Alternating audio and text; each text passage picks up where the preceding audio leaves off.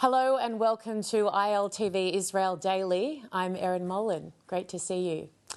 I didn't need to come to Israel in person to believe, to see evidence firsthand of the unthinkable atrocities committed on October 7, to hear firsthand what survivors were forced to endure, to feel firsthand the ground shake as bombs explode nearby, to convince myself that I'm on the right side of history. I already know that.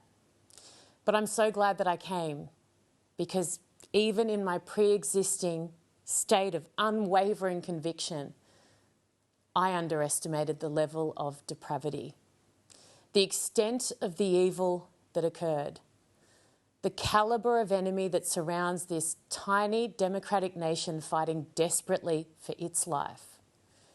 I'd read and I'd seen and I'd heard, but I could not comprehend fully. Until now. I stood inside the room where three beautiful little children, two my daughter's age, watched their parents being murdered before suffocating and burning to death themselves.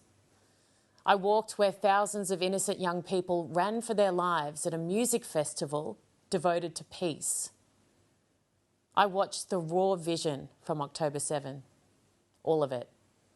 And it was from their body cams, it was from phones, it was from security cameras. A dad desperately trying to save his two young boys, one under his arm, the other running ahead, sprinting away from terrorists before being killed in front of their eyes. Then I witnessed their shock, their fear, their trauma, shaking, just shaking, crying, shaking, whilst the killers went through their fridge casually like nothing had happened. I watched the sadistic beheading of a young Israeli man, hacking again and again and again.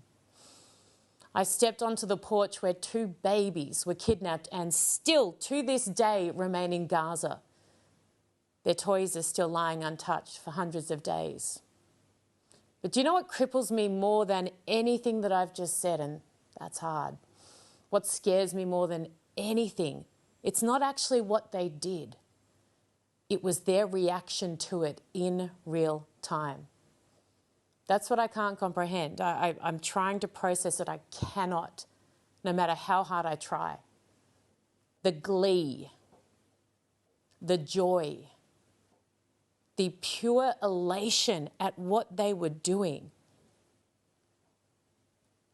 They watched children burn, and they smiled and they laughed. They laughed and they cheered when an innocent teenage girl was shot in the back. They shot her.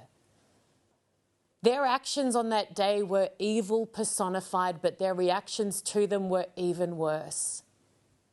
The enemy of Israel, the Jewish people, and let's be frank, all of us who believe in life and freedom and peace, they can't be human, these people. It's not possible. You cannot coexist ever with the people I watched carry out October 7. None of us can. And unless we figure that out as a world, and quickly, my gosh, we need to do it quickly, then it's only a matter of time before we see October 7 over and over again. But next time, it will be in our own backyard.